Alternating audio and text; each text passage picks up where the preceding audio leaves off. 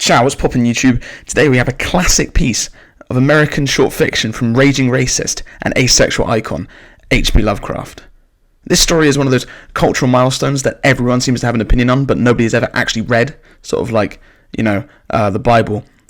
Anyway, so on the clock back to 2018, an 18-year-old me picked up a book full of H.P. Lovecraft stories. I sat down, cracked it open, thumbed through it until I found the Call of Cthulhu. The most famous one, the reason anybody buys a Best of H.P. Lovecraft book in the first place. I read that bad boy and my reaction was something akin to this.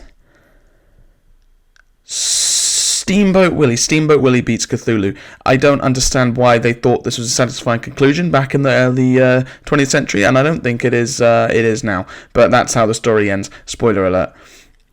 So this story starts off pretty good. We're introduced to this guy called Francis, who finds a bunch of his great-uncle's notes about some strange Cthulhu-related mysteries. Basically, he found this young guy who made a bas-relief of a hentai dragon and was having strange dreams of cyclopean architecture and big, bad Cthulhu.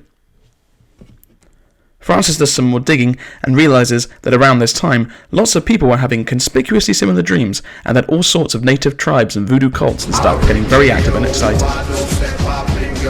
Looks like we've got a mystery on our hands, gang. So I'm going to take a pause here. This book is extremely racist, like way more racist than I ever remembered it being in the first place. Constant remarks are made about how it's always minorities that fall prey to Cthulhu first, and a whole bunch of stuff like that. If you can get past all the racism, there is a pretty decent story here, but you have to find it.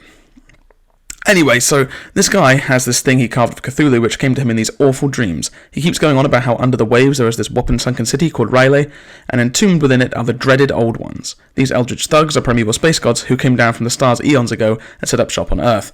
However, now the stars aren't right for them anymore, and they've all sealed themselves back up in their old city, and by the power of their high priest Cthulhu they now sleep down there. So as long as the stars aren't right, they can't be killed, but they also can't move, so they're basically weeping angels. They are just, having a snooze under the water until the stars are right and Riley returns, and then all the people of the earth will get wild fever dreams because of Cthulhu's magic, and the cult of Cthulhu will come along and spring Squid Daddy, and it's basically like Burning Man, except with no topless women. Anyway, because Francis' uncle was killed by a black guy, Francis is immediately suspicious that the cult of Cthulhu might have been behind it, and so he keeps going through his uncle's notes. He finds a report about a big voodoo orgy that was broken up by the police a few years ago. He painstakingly points out how it is all black and mixed race people involved in this, because Lovecraft is a raging racist, as we established. Anyway, so Francis sees that there is a big bust of Cthulhu that looks exactly the same as the bas-relief in the file, and he begins to think that this cult of Cthulhu business might actually be real. So anyway, basically there was a huge voodoo orgy around this bust of Cthulhu while everyone was chanting, and the police pulled a bit of a cheeky brutality on the voodoos, shoot them up, arrest a lot, and because of links to some other murders, a few of them get executed, but the rest are branded insane and locked up forever. Justice.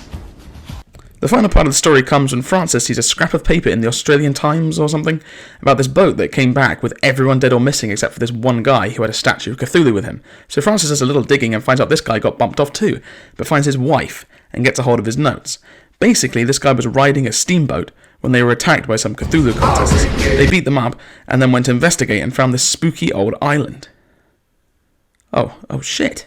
A spooky island rising from the water. Where have I heard of this before? So they go ashore and they find this great big vault thing where Cthulhu lives, and like the idiots that they are, they just open it, and Cthulhu comes out of his bedroom, and a bunch of the guys just die of fright. Steamboat Willie books it back to his boat, but unfortunately Cthulhu takes a bunch of them out with his claws and weird magic until there's only 2 of them left. They hop back into the boat and make a run for it, but Cthulhu is having none of that. Squid Daddy swims after them, and Steamboat Willie's friend goes insane just by looking at Cthulhu. Steamboat Willie realises that Cthulhu's going to catch him up, and so he just puts the boat on full speed. Cthulhu pops out in front of him, and the boat just drives through his head and just splits him in half. And yeah, so Steamboat Willie beat Cthulhu, and he gets away.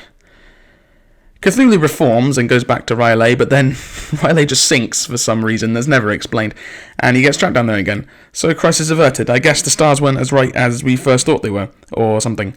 And it ends with Francis thinking that his days are numbered because he knows too much about the cult Cthulhu. Or he knows too many black people. I'm actually not sure which one it is.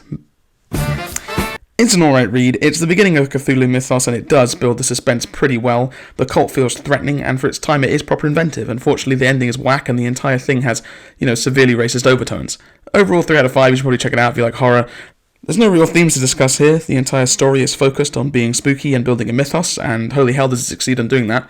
The basic theme is that the universe is so vast and big, and we're so insignificant that we'll never truly be able to understand it, and that we probably shouldn't, as it just leads to death, misery, and insanity. So basic 14-year-old edgelord theology. If you like spooky monsters and gods and things, you should check out my book, All Hail the Carrion King. It's not racist, so that's a pretty good review. And, yeah, there's links.